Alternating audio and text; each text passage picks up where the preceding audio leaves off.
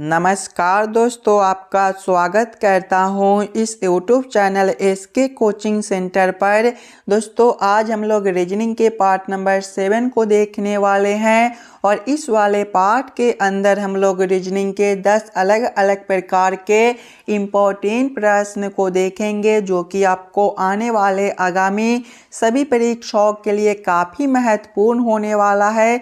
तो इस सभी प्रश्न को पहले आप लोग खुद से ज़रूर सॉल्व करने की कोशिश कीजिएगा और आप लोग कमेंट करके बतलाइएगा 10 प्रश्न में से आप लोग कितने प्रश्न को खुद से सॉल्व किए हो। चलिए हम लोग 1 नंबर क्वेश्चन की ओर चलते हैं।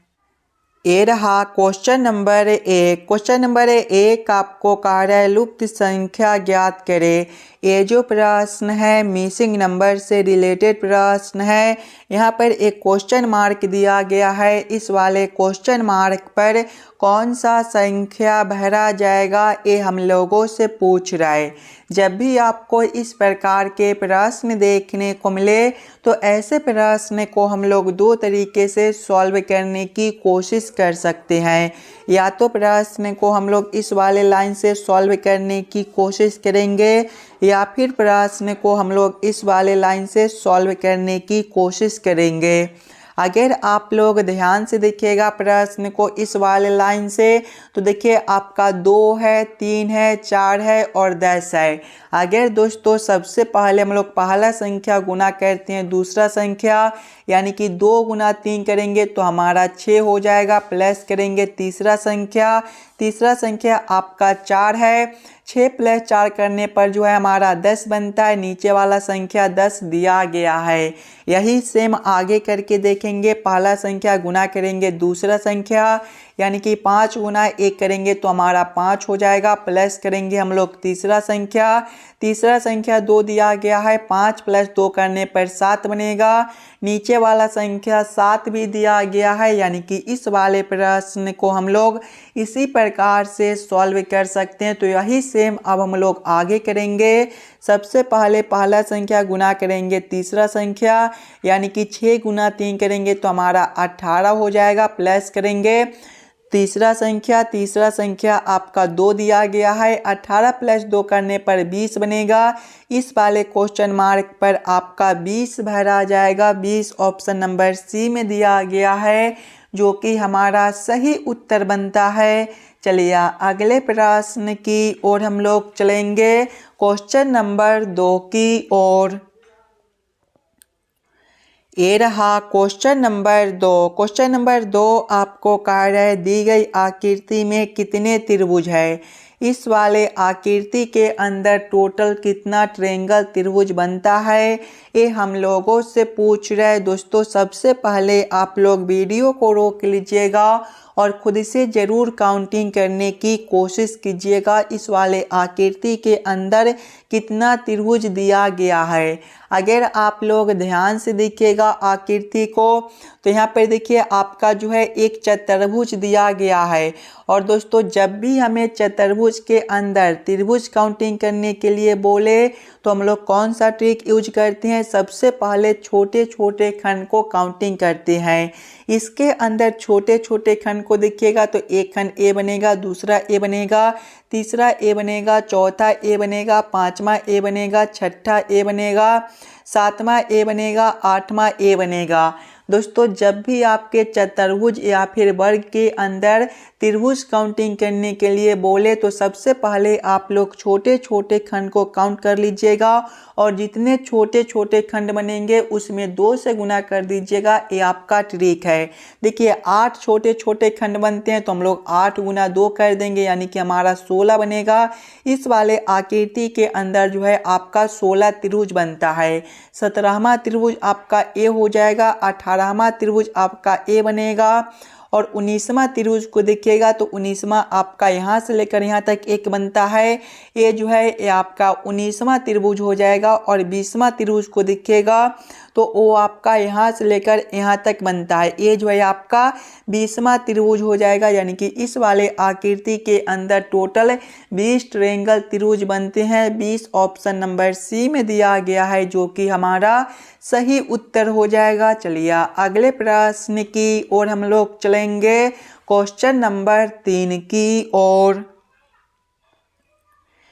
ये रहा क्वेश्चन नंबर 3। क्वेश्चन नंबर 3 आपको कार्य यदि ई बराबर 5 पेन बराबर 35 हो तो पेज बराबर क्वेश्चन मार्क। ये जो प्रश्न है ये आपका कोडिंग डी कोडिंग से रिलेटेड प्रश्न है और एकदम आसान सा प्रश्न है।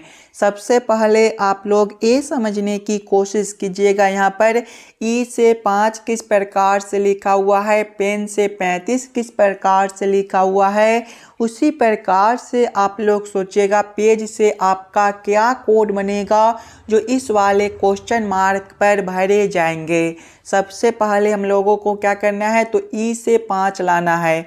अगर आप लोग ई को ABCD के क्रमानुसार देखिएगा तो ई जो है ABCD के क्रम में 5वें नंबर पर होता है, यानी कि ई से 5 यहाँ पर कुछ इस प्रकार से लिखा हुआ है। आगे आपका पेन है, पेन जो है PEN से मिलकर बनता है।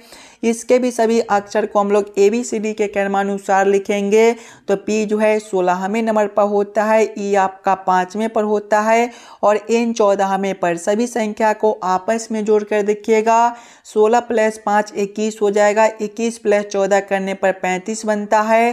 35 आपका यहाँ पर दिया गया है, यानी कि इस वाले प्रश्न को हम लोग इसी प्रकार से सॉल्व कर सकते हैं। तो वही सेम अब हम लोग पेज के साथ करेंगे। पेज जो है आपका PAGE से मिलकर बनता है। इसके भी सभी अक्षर को पहले हम लोग ABCD के क्रमानुसार लिखेंगे तो P जो है ABCD के क्रम में 16वें नंबर पर होता है, A आपका पहले पर, G आपका 7वें पर और E 5वें पर। सभी संख्या को आपस में जोड़िएगा तो 16 + 1 17 हो जाएगा, 17 + 7 जो है आपका 24 और 24 + 5 जो है आपका 29 बनेगा। 29 ऑप्शन नंबर C में दिया गया है, जो कि हमारा सही उत्तर बनता है। इस वाले क्वेश्चन मार्क पर जो है आपका 29 भरा जाएगा। चलिए अगले प्रश्न की ओर हम लोग चलेंगे, क्वेश्चन नंबर 4 की ओर। ये रहा क्वेश्चन नंबर 4। क्वेश्चन नंबर 4 जो है ये आपका वेन आरेख वेन डायग्राम से रिलेटेड प्रश्न है। पुरुष, महिला और मनुष्य का किस प्रकार से वेन आरेख वेन डायग्राम बनेगा, ये हम लोगों से पूछ रहे हैं। सबसे पहले आप लोग ये समझने की कोशिश कीजिएगा पुरुष, महिला और मनुष्य में कौन शब्द किसके साथ संबंधित है, किसके अंदर हम लोग किसको रख सकते हैं। अगर आप लोग ध्यान से देखिएगा तो मनुष्य के अंदर पुरुष और महिला दोनों आता है, यानी कि सबसे पहले हम लोग मनुष्य के लिए एक आरेख बना लेंगे और इसके अंदर पुरुष और महिला दोनों को रखेंगे। लेकिन पुरुष आपका अलग होता है और महिला अलग होती है, यानी कि दोनों का आरेख अलग अलग हो जाएगा। इस प्रकार का वेन आरेख Venn diagram option number B में दिया गया है, जो कि हमारा सही उत्तर बनता है। चलिए अगले प्रश्न की ओर हम लोग चलेंगे, क्वेश्चन नंबर 5 की ओर। ये रहा क्वेश्चन नंबर 5। क्वेश्चन नंबर 5 आपको कह रहा है XY का पति है, WX की पुत्री है, ZW का पति है, NZ की पुत्री है, इनका Y से क्या संबंध है, ये हम लोगों से पूछ रहा है। ये जो प्रश्न है ब्लड रिलेशन से रिलेटेड प्रश्न है। तो सबसे पहले आप लोग इस वाले प्रश्न को ध्यान से पढ़िएगा और समझने की कोशिश कीजिएगा। देखिए प्रश्न पहले आपको कह रहा है XY का पति है। दोस्तों पति जो होता है एक ही पीढ़ी का होता है, यानी कि X के सामने हम लोग किसको रखेंगे, Y को रखेंगे। क्या रिश्ता है, पति का है, तो आप लोग यहाँ पर पति भी लिख लीजिएगा। आगे प्रश्न को पढ़िएगा। आगे प्रश्न आपको कह रहा है WX की पुत्री है। W कौन है, तो X की पुत्री है। पुत्री है यानी कि एक पीढ़ी नीचे का, यानी कि X से नीचे हम लोग किसको रखेंगे, W को रखेंगे। क्या रिश्ता है, पुत्री का है, तो आप लोग यहाँ पर पुत्री भी लिख लीजिएगा। आगे प्रश्न को पढ़िएगा। आगे प्रश्न आपको कह रहा है जेड डब्लू का पति है। जेड कौन है? डब्लू का पति है। पति जो होता है एक ही पीढ़ी का होता है, यानी कि डब्लू के सामने किसको रखेंगे? तो जेड को रखेंगे। क्या रिश्ता है? पति का है, तो आप लोग यहाँ पर पति लिख लीजिएगा। आगे प्रश्न को पढ़िएगा। आगे प्रश्न आपको कह रहा है एन जेड की पुत्री है। एन कौन है? तो जेड की पुत्री है। पुत्री जो होती है एक पीढ़ी नीचे का होती है, यानी कि जेड से नीचे हम लोग किसको रखेंगे? तो एन को रखेंगे। क्या क्या रिश्ता है? तो आपका जो है पुत्री का रिश्ता है। तो आप लोग यहाँ पर ये आपका एन है, देखिएगा ये जो है ये आपका एन है दोस्तों। यहाँ पर एन जो है आप लोग थोड़ा बढ़िया से लिख लीजिएगा, ये आपका एन है। क्या रिश्ता है? पुत्री का है, तो आप लोग यहाँ पर पुत्री भी लिख लीजिएगा। आगे प्रश्न को पढ़िएगा। आगे प्रश्न आप लोगों से पूछ रहा है एन का वाई से क्या संबंध है। देखिए एन और वाई का रिश्ता क्या है ये हम लोगों से पूछ रहा है। अगर आप लोग ध्यान से देखिएगा तो एक्स जो है वाई का पति है और एक्स का जो पुत्री है वो डब्लू है। डब्लू का पति जेड है और जेड का जो पुत्री है एन है, यानी कि यहाँ पर जो रिश्ता बनता है वो आपका पोती का बनता है। आप लोग यहाँ पर पोती भी लिख लीजिएगा। देखिए आपके बेटा के बेटा का पुत्री आपका कौन लगेगा? आपके बेटा का जो है पुत्री आपका कौन लगेगा? तो आपके बेटा का जो पुत्री है वो आपका पोती लगेगी। पोती ऑप्शन नंबर डी में दिया गया है, जो कि हमारा सही उत्तर बनता है। चलिए अगले प्रश्न की ओर हम लोग चलेंगे, क्वेश्चन नंबर 6 की ओर। ये रहा क्वेश्चन नंबर 6। क्वेश्चन नंबर 6 आपको कह रहा है यदि घटाओ का अर्थ भाग कॉमा जोड़ का अर्थ गुना कॉमा भाग का अर्थ घटाओ तथा गुना का अर्थ जोड़ हो तो 49 घटाओ 7 गुना 63 भागा 2 बराबर क्वेश्चन मार्क। दोस्तों ये जो प्रश्न है एकदम आसान सा प्रश्न है। सबसे पहले आप लोग प्रश्न को ध्यान से पढ़िएगा और समझने की कोशिश कीजिएगा। देखिए प्रश्न आपको पहले कह रहा है घटाओ का अर्थ भाग, यानी कि इस वाले समीकरण में जहाँ पर घटाओ दिया गया है वहाँ पर हम लोग भाग को रखेंगे। जोड़ का अर्थ गुना है, जोड़ के जगह पे गुना को रखेंगे। भाग का अर्थ घटाओ है, भाग के जगह पे घटाओ को रखेंगे। और गुना का अर्थ जोड़ है, यानी कि गुना के जगह पे जोड़ को रखकर इस वाले समीकरण को हम लोग हल कर लेंगे। सबसे पहले देखिए 49 घटाओ 7 है। घटाओ का अर्थ क्या दिया गया है? तो भाग दिया गया है। देखिए घटाओ का अर्थ जो है वो आपका भाग दिया गया, यानी कि यहाँ पर हम लोग भागा 7 करेंगे। उसके बाद गुना है, गुना का अर्थ देखिए आपका जोड़ है, यानी कि जोड़ हम लोग 63 करेंगे। उसके बाद भाग है, भाग का अर्थ घटाओ है तो घटाओ 2 करेंगे। जब इस वाले समीकरण को हम लोग हल करेंगे तो 49 भागा 7 जो है आपका 7 हो जाएगा। जोड़ करेंगे हम लोग 63 और घटाओ करेंगे 2। देखिएगा 7 प्लस 63 कितना हो जाएगा? तो 70 और 70 घटाओ 2 आपका 68 बनेगा। 68 ऑप्शन नंबर डी में दिया गया है, जो कि हमारा सही उत्तर बनता है। इस वाले क्वेश्चन मार्क पर जो है आपका 68 भरा जाएगा। चलिए अगले प्रश्न की ओर हम लोग चलेंगे, क्वेश्चन नंबर 7 की ओर। ये रहा क्वेश्चन नंबर 7। क्वेश्चन नंबर 7 आपको कह रहा है नीचे दिए गए श्रृंखला को पूरा करें। ये जो प्रश्न है ये आपका श्रृंखला सीरीज से रिलेटेड प्रश्न है। एक श्रृंखला सीरीज दिया गया है और यहाँ पर एक क्वेश्चन मार्क है। इस वाले क्वेश्चन मार्क पर कौन सा संख्या भरा जाएगा ये हम लोगों से पूछ रहा है। अगर आप लोग ध्यान से देखिएगा श्रृंखला सीरीज को तो पहले आपका 9 है, 9 के आगे 13 है। अगर दोस्तों हम लोग 9 प्लस 4 करते हैं तो 13 बनता है। 13 के आगे 18 है, यहाँ पर आपका प्लस 5 है। 18 के आगे 24 है, यहाँ पर प्लस 6 है। 24 के आगे 31 है, यहाँ पर प्लस 7 है और आगे क्वेश्चन मार्क है। देखिए प्लस 4 5 6 7, यानी कि अगला अंतर प्लस 8 का बनेगा। 31 प्लस 8 आपका 39 हो जाएगा। 39 ऑप्शन नंबर ए में दिया गया है, जो कि हमारा सही उत्तर बनता है। चलिए अगले प्रश्न की ओर हम लोग चलेंगे, क्वेश्चन नंबर 8 की ओर। ये रहा क्वेश्चन नंबर 8। क्वेश्चन नंबर 8 आपको कह रहा है नीचे दिए गए अक्षर श्रृंखला को पूरा करें।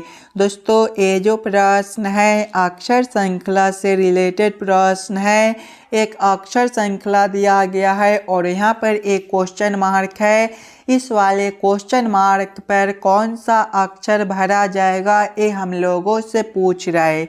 अगर आप लोग ध्यान से देखिएगा अक्षर श्रृंखला को तो सबसे पहले जो है आपका DFE दिया गया है और इसके आगे देखिए आपका जो है HJI दिया गया है। HJI के आगे अगर आप लोग देखिएगा तो आपका LNM दिया गया है और इसके आगे देखिएगा तो आपका PRQ दिया गया है और PRQ के आगे जो है आपका क्वेश्चन मार्क है। अगर आप लोग ध्यान से देखिएगा सिंगल अक्षर को तो D से आपका H है, यहाँ पर जो है आपका +4 है। H से आपका L है, यहाँ पर भी आपका जो है +4 है। L से आपका P है +4 है, यानी कि आगे भी हम लोग +4 करेंगे तो P +4 जो है आपका T होता है। दूसरे वाले अक्षर से देखिएगा तो F से आपका J है, यहाँ पर भी आपका जो है +4 बनता है। J से आपका N है, यहाँ पर भी आपका जो है +4 बनता है। N से आपका R है, यहाँ पर भी आपका +4 है और R के आगे क्वेश्चन मार्क है। आगे भी हम लोग +4 करेंगे तो R +4 जो है आपका भी बनेगा। तीसरे वाले अक्षर से देखिएगा तो E से आपका I है, यहाँ पर भी जो है आपका +4 है। I से आगे M है, यहाँ पर भी आपका जो है +4 कर दिया गया है। आगे देखिएगा तो M से आपका Q है, यहाँ पर भी आपका जो है +4 है। आगे अगर आप लोग देखिए क्वेश्चन मार्क है, यानी कि आगे भी हम लोग +4 करेंगे। Q +4 जो है आपका U बनेगा। कौन सा ऑप्शन में आपका जो है TVU दिया गया है? ऑप्शन नंबर बी में देखिए TVU दिया गया है जो कि हमारा सही उत्तर बनता है। चलिए अगले प्रश्न की ओर हम लोग चलेंगे, क्वेश्चन नंबर 9 की ओर। ये रहा क्वेश्चन नंबर 9। क्वेश्चन नंबर 9 आपको कह रहा है नीचे दिए गए प्रकाश में संबंधित अक्षरों को चुनिए। दोस्तों यहाँ पर प्रकाश नहीं प्रश्न हो जाएगा। नीचे दिए गए प्रश्न में संबंधित अक्षरों को चुनिए। संबंधित अक्षर चुनने के लिए बोला जा रहा है जिस प्रकार से MN का संबंध OL के साथ है उसी प्रकार से हम लोगों से पूछा जा रहा है SH का संबंध कौन सा अक्षर के साथ होगा जो इस वाले क्वेश्चन मार्क पर भरे जाएंगे। एकदम आसान सा प्रश्न है। अगर आप लोग ध्यान से देखिएगा सिंगल अक्षर को तो M से आपका O है, यहाँ पर जो है +2 कर दिया गया है और N से आपका L है, यहाँ पर जो है आपका -2। यही सेम आगे करेंगे, पहले वाले अक्षर में +2 करेंगे तो S +2 आपका U बनेगा और दूसरे वाले अक्षर में -2 करेंगे तो H -2 आपका F बनेगा।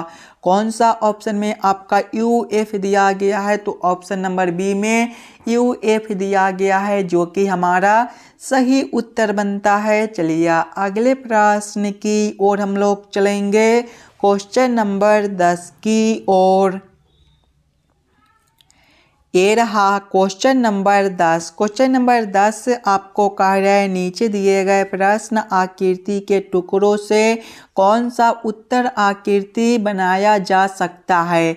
दोस्तों यहाँ पर एक प्रश्न आकृति दिया गया है, कुछ इस प्रकार का आपका प्रश्न आकृति है और प्रश्न आप लोगों से पूछ रहा है इस वाले प्रश्न आकृति के टुकड़ों से कौन सा उत्तर आकृति सही बनता है।